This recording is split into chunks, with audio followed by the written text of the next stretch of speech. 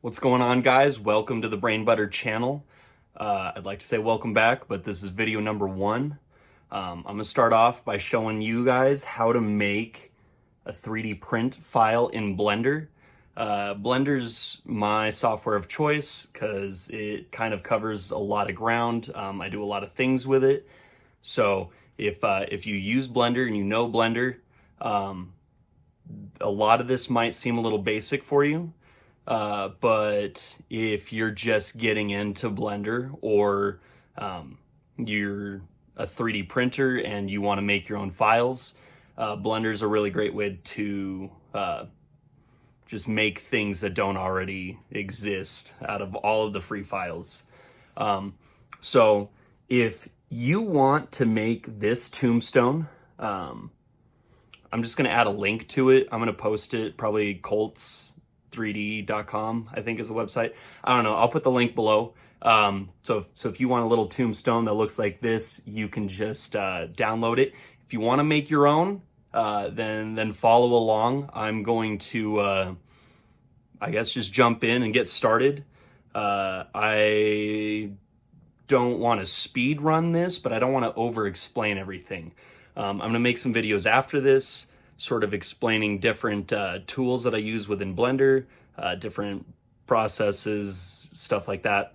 You'll see. If there's any confusion and I don't answer it or there's not already an answer posted, please comment it and I'll be happy to either reach out or make another video just explaining what I may have missed. So let's get into it. Okay, so we're going to open a new Blender file. I like to just delete everything right off the start. And then I'm going to start with a cylinder. I just think it's an easy round shape. In the options, I'm going to decrease the depth. I like the 32 vertices. This is something I really like. I'm going to change it to triangle face instead of the n-gon. It's just going to give us some good subdivision lines. All right, and then here, since we did the triangle faces in the center, we can swap to an X-ray mode using Alt-Z. I'm going to select everything below the center point and just delete it. We don't need it. And then I'm going to select the lower half and extrude it downwards using E. And give us the bottom shape. Okay, and then now we have our basic tombstone shape. Nice and easy. Feel like we're moving pretty quick. This is sort of a trick that I use. We're going to use an SVG file to put in our letters and our details, but we don't have an SVG file, so we're just going to make one. I'm going to open Krita. It's sort of just a drawing software that I really like. It's free. It reminds me a lot of Procreate on the iPad, but like I said, free. So hard to beat that. What we're going to do is we're going to drop in a text box. I'm going to throw in a nice little RIP. I had a friend ask me why I wrote RIP on my tombstone, and it stands for rest in peace, in case you didn't know. I don't think anybody just puts that on a tombstone anymore. It seems a little Halloweenish, but I'm going for Halloweenish on this print, so we're going to use it. You want to just select a font that's going to work for you. I like to bold my letters because we're going to be printing it. You just want, you know, real bold, real obvious, real blocky. Now, if this looks a little basic in the font, which it does, I'm going to tilt the letters. Oh, no. This is the wrong tool. Hold on. Let's see. This guy there. And then we can come in here and just shift the bottom line. Actually, I think I might, yeah, lean it forward. There we go, RIP. And then, yeah, there's our letters. We're like halfway done now. The next thing I'm gonna do is make the cracks in the tombstone.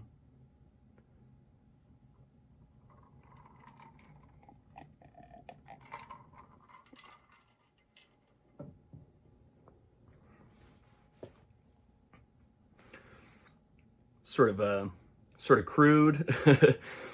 There's not a whole lot of detail, but we're making a pretty small print, so I don't want to overcomplicate it. I don't like these round points though, so I'm just going to take an erase tool and sharpen them up a little bit, make them look a little bit more like a split and not like a Sharpie line.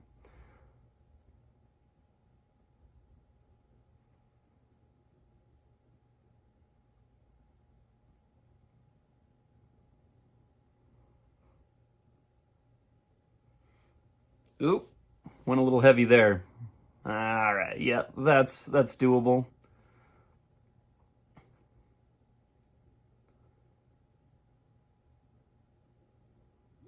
Yeah, sure.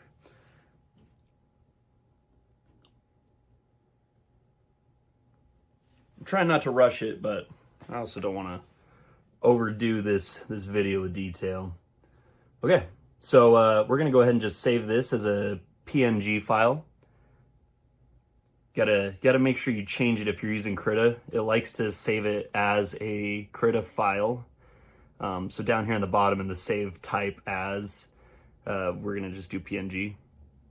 I think it works with SVG as well, but it worked with PNG. I like PNG, so we're going with PNG, dang it. G, dang it. Also, I don't know if I'm spelling Tombstone right. Seems right. Tomb, silent B. That's the hard part. All right. Go ahead and save this. Now, here is another helpful tool that I use all the time. In fact, I'm not even totally sure on the website. We're going to go to my bookmarks. It is, I believe it's called Convertio. It's just a super simple website that converts one file to another type. And I want to say it just, yeah, it jumps right to PNG to SVG, which is a scalable vector graph, I believe is what the G stands for. Definitely scalable vector. That's what we're after. To SVG, it's already got it for us. Here are like the list of other files you can change it to, but SVG is what we want. We're gonna convert it. It takes 5 seconds. We're gonna download it. And then just make sure you come up here into your downloads. There's a lot of pop-ups. You gotta make sure you're clicking download and not some bullshit ad. Now, when you bring in an SVG file, go over here to File, Import, the very bottom option, Scalable Vector Graphics. Okay, well, I was close. And then click on that file that we have downloaded from Convertio. And they just come in so small. I don't know why, but they do. And each piece comes in as a separate piece. And they also come in as curves. If you know what curves are in Blender, you'll understand it. If you don't know what they are, then don't worry about it. We'll learn that another time. Right now, I'm just going to select everything and then scale it up to a little bit more of a reasonable size to work with. Rotate it up. I think that's where we're going to want it. All right, now we still got these curves, not a mesh. But if you right click on it after you have everything selected, you can go down to Convert to Mesh. And now it is a flat plane with these vertices in it. Now, if we were going to use this in a game or a video, especially if it's got a lot of other things going on, it's probably too many vertices. But for what we're doing, it's going to be all right. I extruded it backwards. Yep, so I extruded it backwards, and all of my normals are flipped. If you hit Alt-N, go into your normals, click flip, we can get them back to blue. If you select front-facing normals, normals just being your planes in the viewport option, you can make sure everything's facing the right way. If things are inverted like it was when it was red, it's going to give you problems. So we just got to make sure that we keep it not inverted. Oh, scaled it too much. So we're going to bring it down. We're really focusing on the letters right here. Make sure that they're where we want them. Make sure that they're sticking out of the tombstone shape, just enough to be visible. I like that. I think that'll be good. The next thing, because each one is its own object, we can just move these cracks and put them where we want them. I'm gonna hang the edges off so that way it's not like a crack just in the center. It's like it's coming in from the edge like you would see. Then do it again, and then you can rotate them, get it where you want it. I think my letters here are a little small.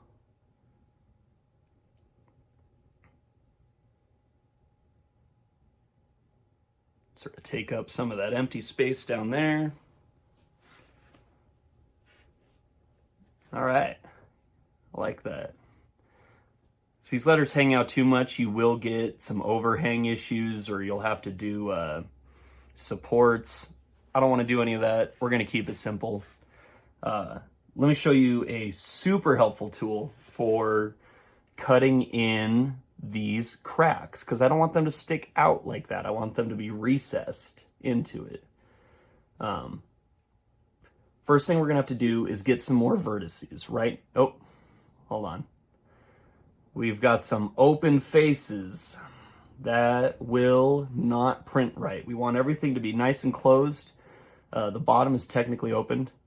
If you click the four corners where a face should be and hit F, it'll just put a face there for you. Okay, so now we're gonna make some more vertices. It'll make sense in a second. Basically, the letters have so many vertices, it's going to create a lot of messed up shapes within our file. So yeah, vertices. I think I'm going to subdivide this shape here. So we're going to go over, generate, subdivision, and then it warps it to hell. Okay, so I don't like that. We're going to do a simple subdivision, and that puts vertices in there without changing the shape. And then I'm going to scale these lines out. If you alt-click on a row of vertices, it'll do a loop select. You can bring them out, and then hit Control R for a loop cut.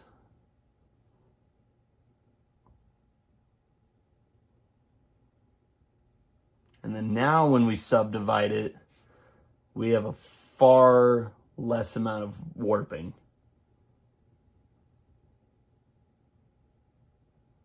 Okay. I like that. We're going to go ahead and apply it. Now there is still some warping because there's a lot of triangles. We're going to get some funky looking snowflake shapes.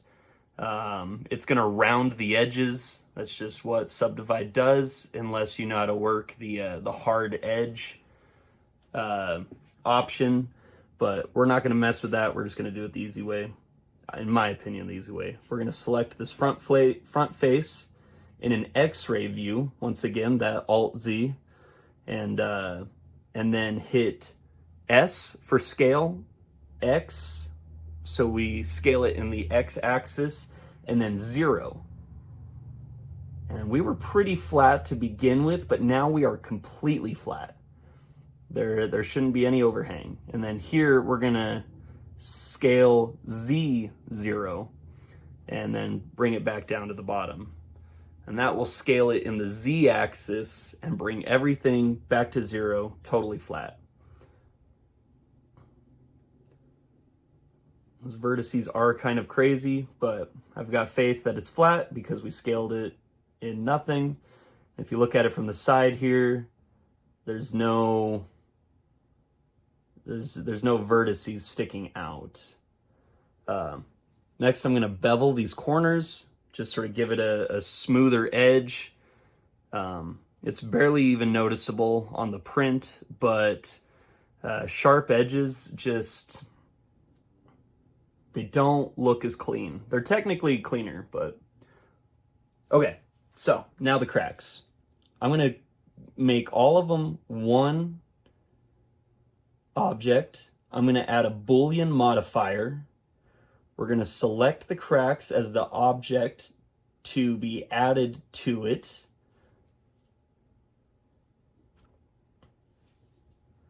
And then when we apply it, those cracks cut out their shape in our tombstone. Now we have recessed cracks. Now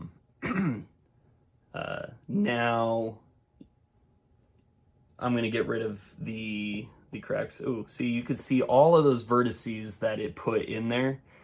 And the new vertices we added in kind of help distribute that. And then we don't need those objects anymore. We can just delete what made the cracks, and now we have the cracks. The last thing I'm going to do is I'm going to rotate the back of this just to give our object more of a base, make it a little less top heavy. It'll stand up easier and just kind of make for a more of a sturdy object. Sturdy's not the word. What's that word? Stable. More of a stable object.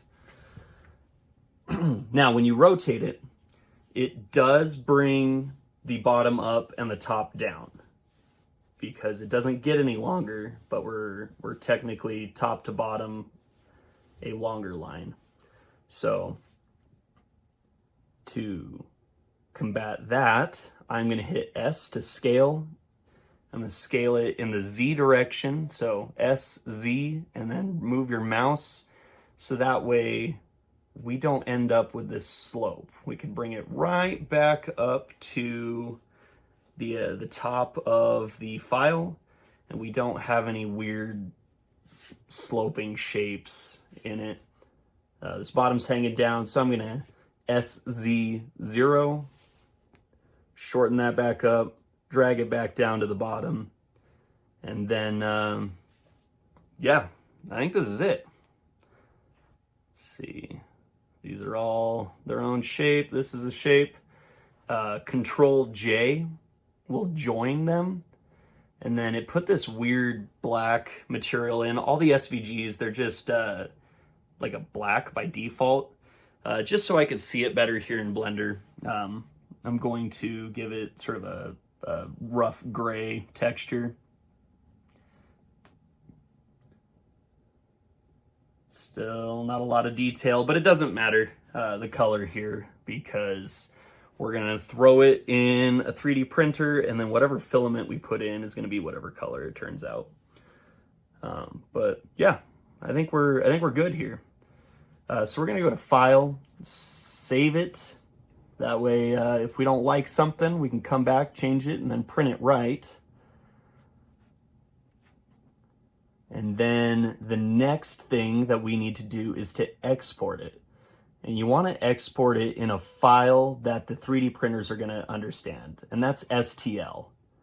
most slicers, well, every slicer I've ever had to deal with, STL is the right way to go about it.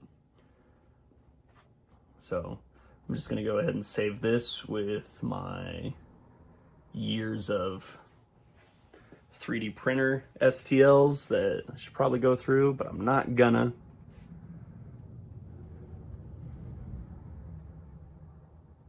I'm always worried I'm forgetting something.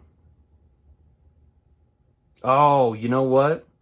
They always come in way too small. The standard size is like microscopic, so I'm just gonna scale this up.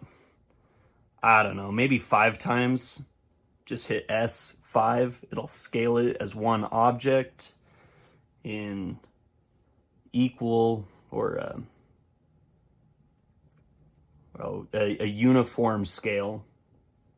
I'm going to save it under the same name, so it just replaces the last file.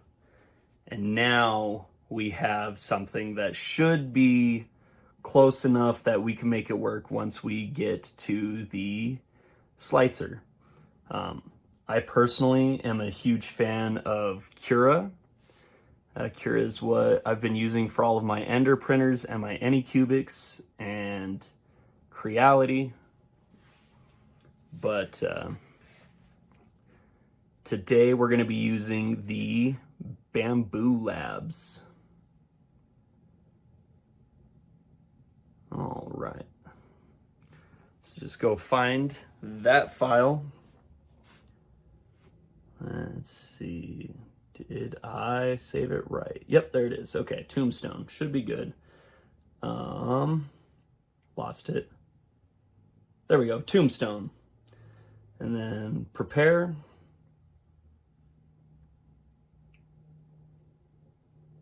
Prepare. Okay. Grab that file.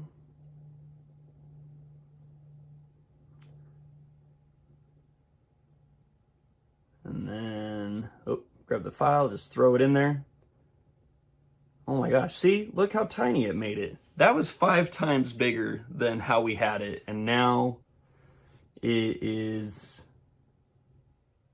still super tiny. So in your slicer, there's a way to scale it up. In the Bamboo Labs, it's in the top, sort of middle-ish area. You're looking for the square inside the dotted line square that says scale. I guess you could also hit S. I want it to be about 2 inches, and in millimeters, that is 52? No, 50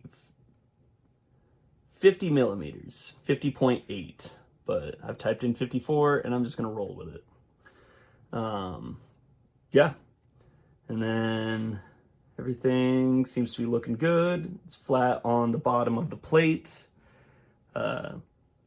Some supports might help with the letters. They do look like they're overhanging a little bit, but I don't care. We're just gonna go ahead and slice this.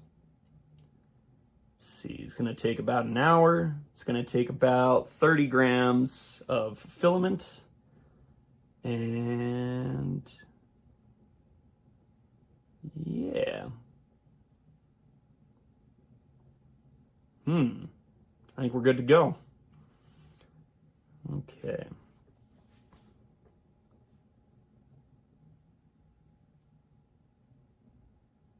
How do I close this? Oh, there we go. Okay. Close that. I don't know about you guys. I'm actually not a huge fan of the Bamboo Labs slicer, but I don't want to go through all the work to mod Cura to work with the Bamboo Labs. Looks like all the layers are going to work right. So, yeah, we'll just go ahead and print the plate. Okay. That sort of seemed like a lot. I mean, we're coming up on, I think 25 minutes. But 25 minutes to have a custom print that you don't have to have somebody else make, especially when it's something as simple as that. And it seems to have printed all right. Promise my letters aren't backwards. That is just the way the camera goes. Now the supports that I was talking about on the bottom of the letters, I think, let's see if you can see that. I don't like those, but it is what it is, and I think this is gonna work for what I needed. And yeah, that's essentially a step-by-step on how to use Blender to make a 3D print file. I'm going to do breakdowns after this video on the different tools that I used, like simple stuff as far as the viewports, that blue shade to where we can make sure our faces are facing the right direction. I'm going to go over the Boolean tool, which I'm not going to lie, sounds a lot more complicated than it needs to be, but for most purposes, it's just a subtract tool. It's how I put a lot of texture in my prints. And yeah, if there's anything else that I need to explain better, or you want a video explaining, please let me know below. And yeah, we'll catch you guys in the next one. Thanks for watching.